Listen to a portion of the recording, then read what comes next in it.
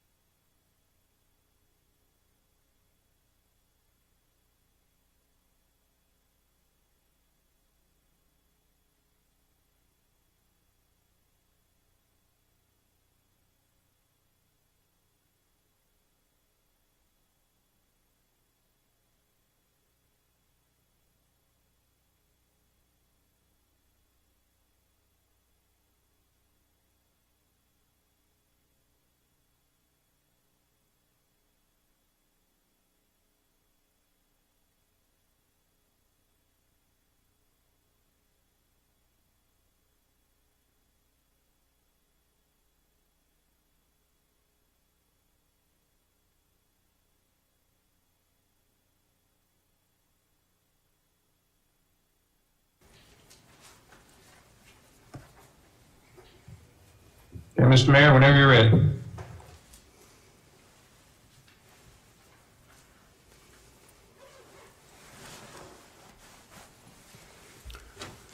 Good evening. Welcome to the City of Sugarland City Council meeting for Tuesday, March 16th. A little bit about tonight. In a minute, I'm going to do the invocation. That'll be followed by the pledge. And then we're going to have a special recognition. I'll come down off the dais, and we've got a very special recognition tonight. If you'll bow your head with me. Heavenly Father, we just love you and thank you for this city, our residents, businesses, and employees who make this a special place to live, work, and play. We ask that you give us the wisdom to govern wisely and ask your blessing on our police, fire, EMS, and staff as they not only protect us and keep us safe, but provide an unparalleled level of service. Help us to have compassion for those that are less fortunate than us. Bless our great nation, the men and women of our armed forces and special forces who give their lives to protect the freedom we enjoy. May we always remember that all men are created equal, that they are endowed by you, their Creator, with certain unalienable rights, that among these are life, liberty, and the pursuit of happiness. I ask all these things in the name above all names. Amen. Join me in the pledge, please. I pledge allegiance to the flag of the United States of America and to the republic for which it stands, one nation under God, indivisible, with liberty and justice for all.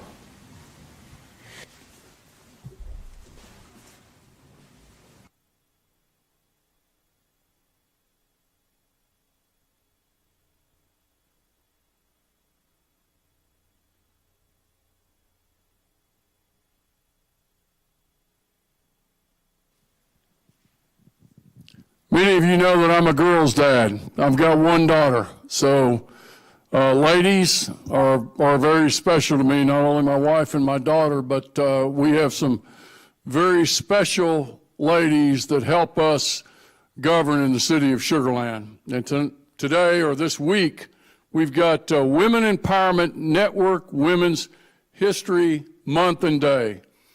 And we're going to recognize them. Keisha Seals, would you please come down and join me? And I'd like you to introduce our special guests. Absolutely. Thank you, Mayor. Thank you, members of council. So as you know, March is Women's History Month, and in particular, March 8th was International Women's Day. Well, in November of last year, some of the women of Sugarland's organization got together and we created the Women Empowerment Network. And this network was an opportunity for us to celebrate women. One, because we believe women are fabulous, but two, because we wanted to recognize that there's opportunities for us to build relationships, also to create a safe space for us to have meaningful conversations, as well as to celebrate our culture and our embrace our ethnicity and just our backgrounds, our superior backgrounds in terms of the differences in our backgrounds and celebrating those differences.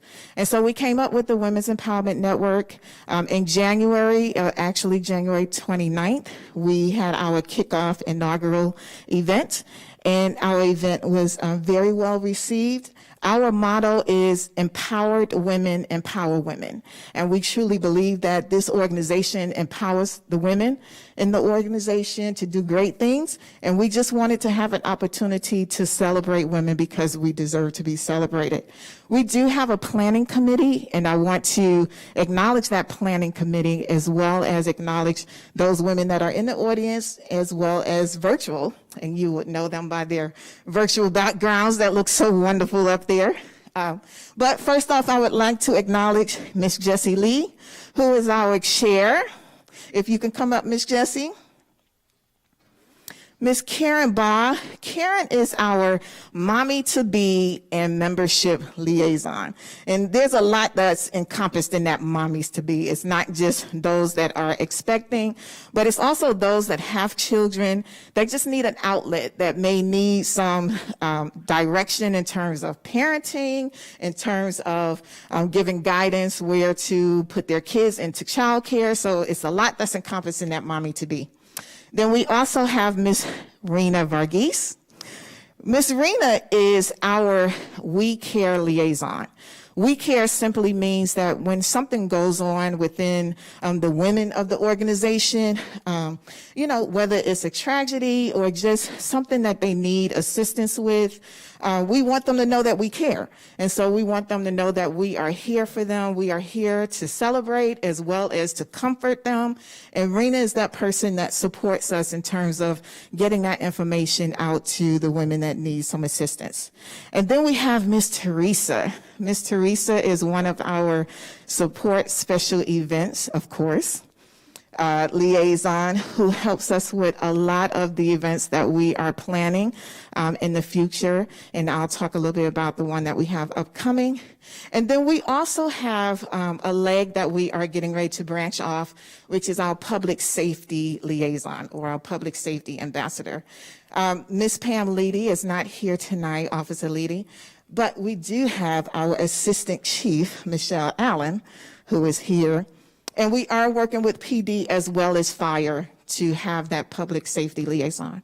And then the rest of the women that you see here, they are VIP members of WIN. And so I would like for them to stand and come up to be acknowledged as well. Miss Cindy Dees, Elizabeth Huff, Jennifer May, even though she's acting city manager. Miss Tia is a part of the organization, as well as Miss Monique. And then we have all of these women here in the background with their virtual wind backgrounds that look so lovely.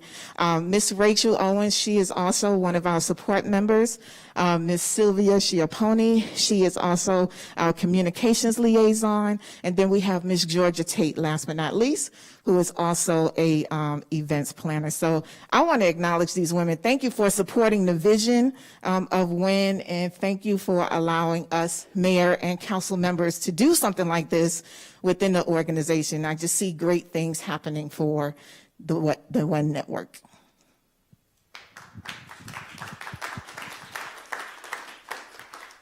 Thank you, Keisha. And we've got a proclamation. I'm also going to recognize we've got two council members. Mayor Pro Tem Jennifer Lane, at-large position 2, District Council Member 4, Carol McCutcheon. So, and I know our city attorney, Meredith Reedy, she would have liked to have been here. As you can see, we have a lot of ladies to keep the rest of us in line. This is a proclamation, the International Women's Day and Women's History Month at the City of Sugarland, March 8th, 2021. Whereas the observance of International Women's Day began on March 8th, 1913. And since 1987, Congress and U.S. presidents have designated March as Women's History Month and annually by presidential proclamation.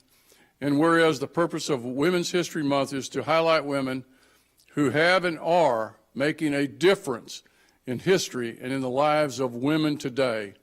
It is an opportunity to celebrate and reflect on women's achievements and the important role women play in society. It also opens up to all the young girls of the world that there are endless possibilities to what they can accomplish in life. And whereas in November of 2020, out of a desire to celebrate and build relationships with other women within the City of Sugarland organization, several women employees began brainstorming on how they could empower, encourage, uplift, and celebrate women continuously. From this vision, the Women Empowerment Network, WIN for short, was birthed.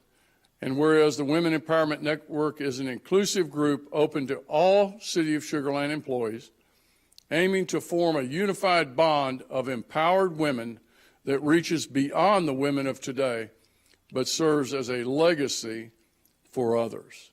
Congratulations to all of you on the screen. We're not only proud of you all, but we're proud of your accomplishments, and we're proud of what you mean to the City of Sugarland. So thank you all very much.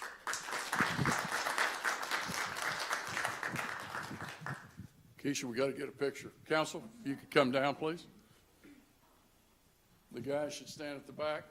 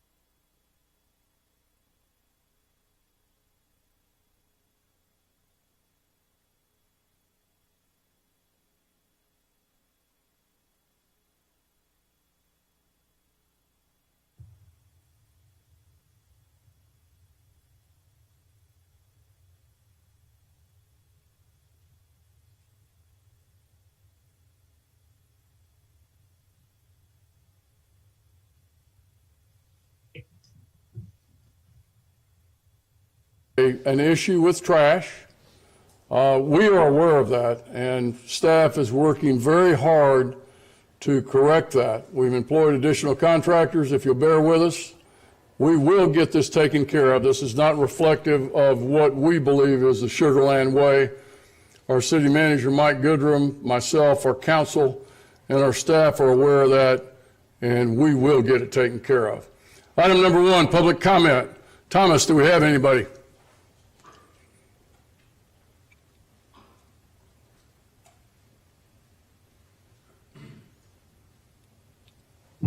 Thomas, you there?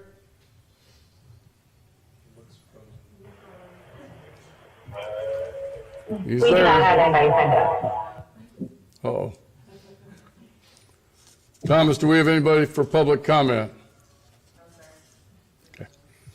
We don't, so we're going to move on to item number 2, the consent agenda. All these items will be taken as one motion unless a council member wants to pull an item, at which time staff will do a brief presentation and we'll take that item separately. Do I have a motion? Motion to approve. Got Second. a motion by Kermally, second. I second the motion. Got a second by Ferguson. You'll vote at this time, please.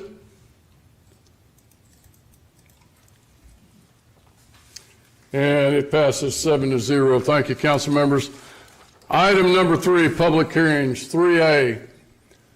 Public hearing, receive and hear all persons interested in the proposed rezoning of approximately 5.1 acres from Business Office District, BO, to General Business District, B2, located along U.S. Highway 59 and Parkway Boulevard, south of Sugar Creek Boulevard. And we have with us Miss Lauren Fair, our principal planner. Lauren. Yes, sir. Thank you. So next slide. Oh, thank you. So I'll start off with overview and then get into some more details about the site, and then we'll go from there. So, yep, as I mentioned, this is the 5.acre site, as you can see here, shown in black on the map. It is along 59. You can see Parkway Boulevard comes from Sugar Creek Boulevard, the north, and then kind of winds down and then goes back behind the site, behind this site, and as well as the bank and the restaurant, and then ending at 1 Sugar Creek Place. The site has, it is the former 24-hour fitness site there. It has an existing 50,000 square foot building with a surface parking lot. It was annexed in 1984 with one of the larger MUDs as part of the Sugar Creek area.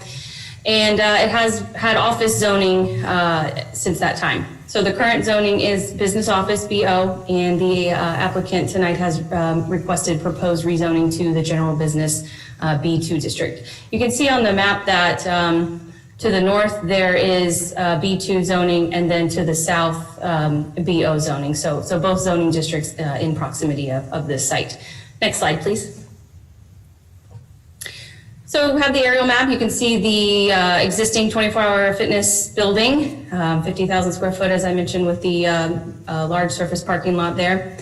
So as I mentioned on the previous slide, the surrounding areas are zoned as both the B2 and BO. Really has a mix of uses in the general vicinity. To the north is the Sugar Creek Center retail area. Restaurant, kids indoor playland, jewelry store, salon, then medical office, small fitness studio. So really a mix of uses in that area to the north and south of the site. There's also a handful of residential homes that are located behind the site, as you can see there. They are separated by Parkway Boulevard, the local public roadway there. But wanted to mention it as you can see it on the map there. So the proposed rezoning would allow redevelopment, that would be compatible with B2 general business development, as that's kind of what the surrounding area really has become, a real mix of service and retail, as well as office-based uses. Next slide, please. So I want to go through this slide that highlights some example uses that would be permitted by right, which is on the left-hand side of the slide, and then those that would require a conditional use permit, which would be that additional zoning process that would come forward before the commission and council.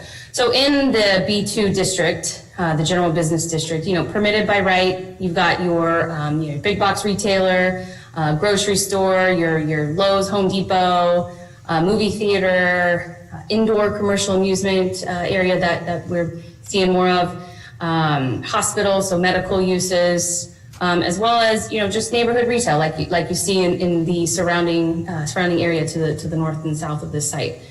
Now, those uses that would require that extra layer of zoning, the conditional use permit, that would be anything auto related. So auto sales, auto repair, car wash, your mini storage facilities, anything with like outdoor component and outdoor commercial amusement, those things would have to come forward again to the commission and council for further review.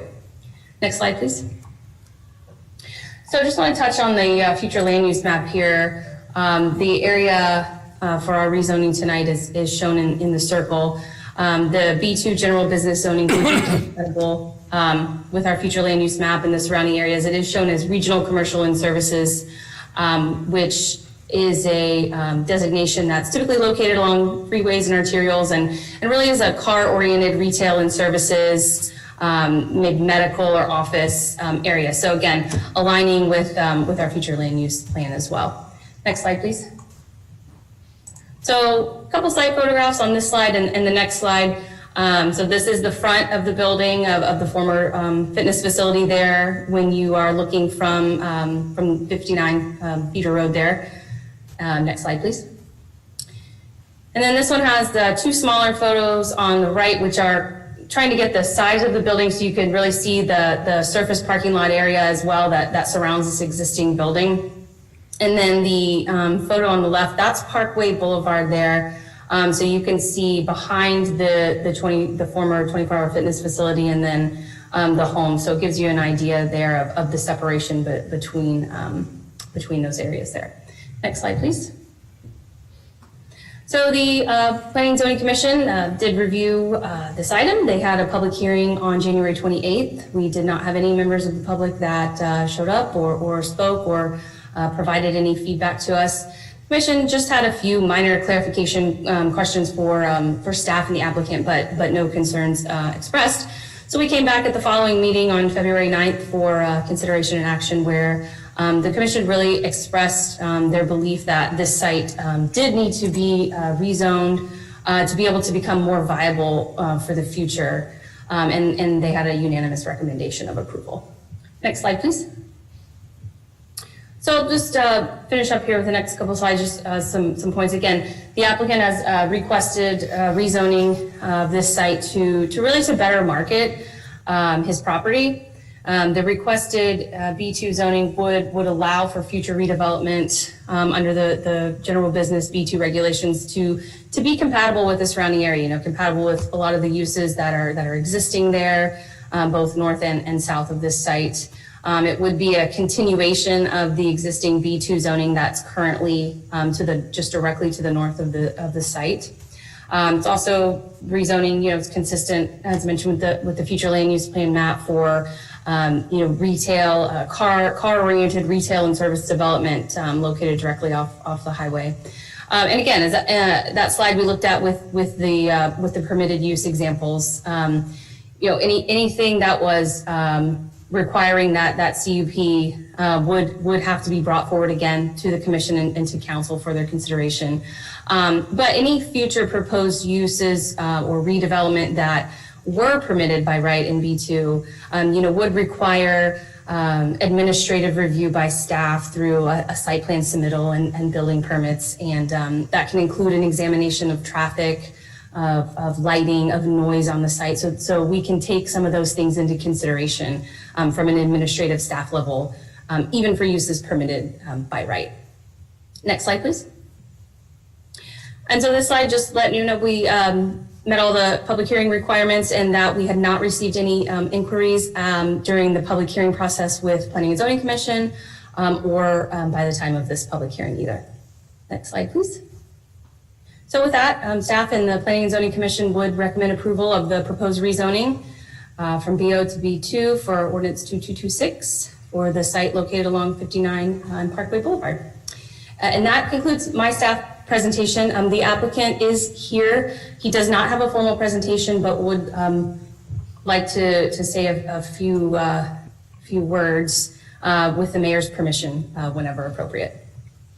Lauren, why don't we go ahead and ask the applicant to say a few words, and then after that, I'll open the public hearing, and then following that comment from the public, then we'll open it to the council members for questions.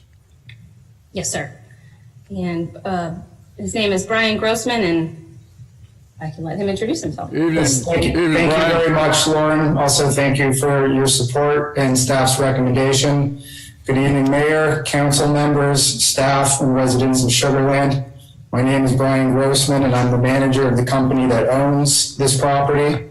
We purchased it in April 2019, and we've been actively looking for a suitable replacement user for the property since March 2020, when 24-Hour Fitness permanently closed the site due to the COVID pandemic. We believe that the physical attributes and location of the property are irreplaceable and superb, and are optimistic about finding a suitable user for the property. However, in order to do so, we feel very strongly that a rezoning of the property from business office to general business is necessary. Ever since 24-Hour went dark, we've been actively trying to find a user for the property. We immediately took back possession of the building and began marketing the property with the assistance of NewQuest Properties. In my initial discussions with NewQuest, we began identifying potential users for the property and became concerned when nearly all of those uses were not permitted under the business office zoning. Upon discovering this, I contacted and informed the planning department that we anticipated on having to repurpose the building and that we would likely need to rezone the property to general business. As confirmed in staff's report, a rezoning to the general business district would be consistent with both the surrounding uses and with the city's future land use plan. The planning and engineering departments have been extremely helpful throughout the process, and receiving the unanimous consent of the Planning and Zoning Commission was very encouraging. We are excited to be before the City Council tonight to ask for your consent to rezone the property to general business. And with your support, we are confident that we will be able to find a suitable user for this property that will benefit the community as a whole. We thank you for considering our application, and I would be happy to address any questions or concerns that you might have. Thank you very much. Thank you, Brian. At this time, we're going to go ahead and open the public hearing. Ask anyone that would like to comment on this particular item would come forward. Thomas, do we have anybody? No, Mr. Mayor, we don't have anybody pre-signed up. Okay, I'll call it one more time. Anyone that would like to speak? We're going to go ahead and close the public hearing. 3A, first consideration of an action on City of Sugarland Ordinance number 2226, an ordinance of the City Council, City of Sugarland, Texas, providing for a change of zoning from business office BO district to general business B2 district for approximately 5.1 acres of land located along US Highway 59 and Parkway Boulevard, south of Sugar Creek Boulevard. Council members, any question for the applicant? Stuart? Actually, Mayor, as this is District 3, I'd like to move to approve. I've got a motion by Councilmember Jacobson. William, did you have a question? I do, for Brian. So Brian, what's exciting for me is, from what you said, it appears you have interest if it is general business, and we could finally get somebody in that building and on that property. Is that correct? I'm sorry, could you clarify? I couldn't understand the question. No, that's okay. What I heard from you was, as you marketed this property under its current zoning, you didn't have many people that fit in that zoning category, but from the sound or the look on your face that you may have a good fit if we change the zoning. Is that correct? So we could get this occupied and producing for our city. We did have an agreement with a qualified user that would require the general business zoning. However, that deal, because of length of time and other complications, unfortunately that fell apart. But I believe strongly in this site. I think it's a fantastic property, and I think that the country is moving in the right direction as far as getting past the pandemic. And I think with this zoning that we'll have very strong interest for many different users. We're in preliminary discussions with a bunch of users that I would be very proud to bring to the city and to the planning department. But as of right now, we don't have someone identified. But regardless of who that user will be, I'm nearly 100% certain that it will require this rezoning. May I follow up, Mayor? Yes. Brian, that's very exciting for me, because every time I drive by there, it makes me sad to see it unoccupied. And so on behalf of a lot of people, thank you for being persistent and working through this and getting our city working again. I love it. Thank you. Yes, thank you. I got a motion. Do I have a second? Carol? Yes, so we obviously want this to be a more viable site, which B2 would provide. So, and since staff has administrative review over the plan, so you all would review the traffic, lighting, and noise to prevent this from having any adverse impact on the single-family homes. Is that correct? Yes, that is correct. Through the process, whether it's a reuse of the existing building or they decide to demolish and rebuild, it would need to go through all the city permitting processes. And yes, we have the purview to review all those things and more that you listed, yes. Okay. Thank you. I'll second the motion. Okay, Steve, go ahead. Thank you, Mayor. I think this question goes to Lauren. In the picture of the back of the building on Park Lane, there were several existing mature trees. If this is the use that ultimately comes forward is by right, would you be willing or not willing? Are we able to specify the maintaining those trees and not letting them be cut down? Sure. Any site plan package, that we review administratively, if it's a use permitted by right, does require a landscape plan. We do have the protected tree criteria as part of our development code. So yes, those do look like rather large trees. So if they qualified, then we would certainly be able to, lean on the development code in terms of protected trees. But that would be definitely something we would work with whomever came forward on as far as their landscape plan. Yes. Okay. Thank you very much. That was my question, Mayor. All right, thanks, Steve. I've got a motion and a second. If you I will vote this second. time, please. I'll second the motion. It's already been, we've got Jacobson motion, McCutcheon second. Go ahead and vote at this time, please.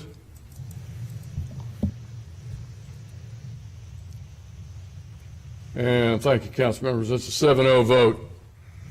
Item number 4, ordinances and resolutions. 4A, first and final consideration of an action on City of Sugarland ordinance number 2227, an ordinance of the City Council of the City of Sugarland, Texas, amending ordinance 2207, which implemented certain emergency powers under a declared state of disaster by extending the suspension of certain ordinances related to temporary outdoor dining areas at restaurants. We have with us our own Elizabeth Huff, Director of Economic Development. Elizabeth. Good evening, Mayor, City Council, and ACMA. As of March 13th, 2020, the city has been under a declared state of disaster to respond to the public health emergency related to the novel coronavirus. When various executive orders forced a reduction of occupancy, outdoor dining became a safer alternative for customers. Staff then worked with local restaurants to create this ordinance and temporarily suspend sections of the development code for them to open, operate safely, and still serve as many customers as possible. Next slide. The ordinance was written to stay in effect until the occupancy limitations are lifted or the state of disaster is terminated, whichever comes first. We have 14 calendar days to allow businesses to return to normal operation. Next slide. With the most recent executive order, the occupancy restrictions lifted, staff realized the need to amend Ordinance 2207 to continue to allow businesses to increase outdoor dining occupancy if desired until the state of disaster is terminated and the threat of COVID is over. Next slide. While this new ordinance will allow the 3 businesses to continue to operate with expanded outdoor seating, staff will increase marketing efforts to increase utilization of the ordinance and explore areas of the development code that may need updates as we see the trend for outdoor dining to continue to increase. Next slide. With that, our recommended action is approval of Ordinance 2227, amending Ordinance 2207 to extend the suspension of certain ordinances related to temporary outdoor dining areas at restaurants. This is the first and final reading to take immediate effect and would have only been able to utilize outdoor dining in parking lots until March 24th under Ordinance 2207. Next slide. Clarifying questions for staff. Thank you, Elizabeth. Questions? William? Yes, thank you, Elizabeth. I am very curious. What I'm hearing you say is we are going to open these restaurants back up, correct? So it is up to every establishment to make that decision for themselves. A lot of businesses, what we heard loud and clear at the very beginning of the executive orders that forced them to reduce their occupancy, is that it is important for them to, if they have to reduce that occupancy, to do it once and then not open back up 100% until it is very clear that the threat of COVID is over. And so that could be more detrimental if they have to keep opening and closing and opening and closing. So it is up to every business to make that decision for themselves. And what we are hearing is that they still would like the opportunity to leverage the outdoor dining ordinance so that they can have that increased occupancy and increased customer base by allowing them to be seated and served outside versus indoors if they are not comfortable to do so. Does that answer your question? Almost. Speak to me as if I'm a child, please. So what I'm hearing you say is they can open their restaurants 100% indoor and outdoor, or no? Yes. Governor, So let me clarify there have never been this. limitations outdoors. What they are able to do is increase 100% indoors if they choose to. Okay. The governor's order was very clear that the Yes. restaurants can open 100% indoors. What this does is allow them to continue to offer the outdoor dining. Okay, thank you. Okay. Anyone else? Stuart? I'm sorry if I missed it. What's the term of this extension? Until the disaster declaration is over. Okay, thank you. City or state? Local. Local, okay, thank you. Steve, I'm sorry. Mayor, could I ask Elizabeth a question? Yes, sir. Go ahead. Go ahead, Steve. You got the floor. Thank you. Elizabeth, is there any chance you could add to this ordinance something to alter the weather in Sugarland so that we could have nice outdoor dining weather in addition to outdoor dining options? Thank you. I'll see what I can do. Is that a motion, Councilman Porter? I'll make a motion. No, sir. It was a comment to a excellent economic development leader and staff for all their hard work trying to make our businesses work, especially restaurants, in this very difficult time.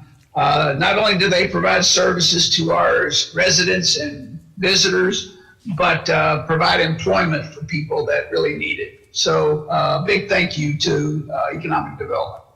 Well, Thank you, thank Steve. you. This was definitely a very big group effort. So I've got Doug Schomburg from Planning and Nicole Solis from ENS on as well to help answer questions if needed. But this was a huge group effort with multiple departments. So thank you.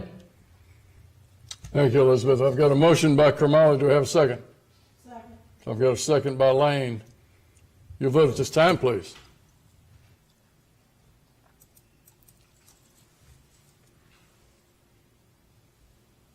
Thank you, council members. It's a 7-0 vote. Item number 5, City Council City Manager reports. 5A, City Council Member reports. Carol, let's start with you. Well, I was in a video for International Women's Day, which is a lot of fun, and I have had a record-breaking level of communications from my constituents the past couple of weeks, so I have been focused on that, Mayor. Thank you, Carol. Jennifer. I attended an online webinar with Commissioner Andy Myers that he gave infrastructure updates for Fort Bend County. That's it. Stuart. In addition to what council members McCutcheon and Lane attended, except for the women's event, I did those plus the HGAC board meeting. Thanks, Stuart. Nashaw. Mayor, I attended a food and water distribution in our neighboring city, Missouri City, and Robin was very happy to see a few of us there, and he says hello. And Mayor Robin also made me put on a Missouri City mask. So I did it. I was in the city, so I did it. But it was put on by two of our residents. Shame on you. I did it. Shame just for on the you. hour and a half I was on his property. I had to do it. But their fire and rescue team and everyone else did a really good job. But shout out to Manish Seth and Apurva Parikh, who organized the entire event for Missouri City residents. That's it, Mayor. Thank you. William? Mayor, I would like you to know that I held Councilman Kermali accountable for the mask throughout the entire event, so I didn't let that go. Either way, back to Councilman McCutcheon's point, I don't know if I've talked about or moved more trash ever in my entire life than I have in the last 2 weeks. With that said, the fun thing that I did, I wish that you guys all will get a chance to review, but we had a chess tournament right out here in Town Center, and I am proud, very proud of Sugarland to announce that of the 4 states of competitors, there was 80 competitors that showed up to compete. The absolute winner is a young man from 77479, and we are so excited to award him in the next 2 weeks with a special gift for his win and representing us in 77479. And I can assure you, there were some chess masters that were present in this competition from all over. It was a beautiful day, great weather. Thank you. How'd you do, William? Did not do at all. Steve? Thank you, Mayor. I'll just highlight efforts to try to publicize our ongoing Sugarland film activities on the weekends, running a contest on social media to give away tickets. So everybody that's out there, we're still having films on Friday and Saturday nights. Come on out and enjoy it. Thank you, Steve. I'm going to put a plug in for our Astros and AAA ball. They're going to open in May, I believe it is. The second week of May, we will host the El Paso Chihuahuas. So we are incredibly excited about that. We want to make sure that all of our residents get out, enjoy some ball. It'll be a time to get out and enjoy some great Sugarland weather. Item number 5B, City Manager Report. Jennifer May. That away, Steve. Item number 6, closed executive session. 6A, closed executive session is authorized by Chapter 551 Texas Government Code in accordance with Section 551-087, deliberation regarding economic development negotiations. At this time, we will recess into closed executive session.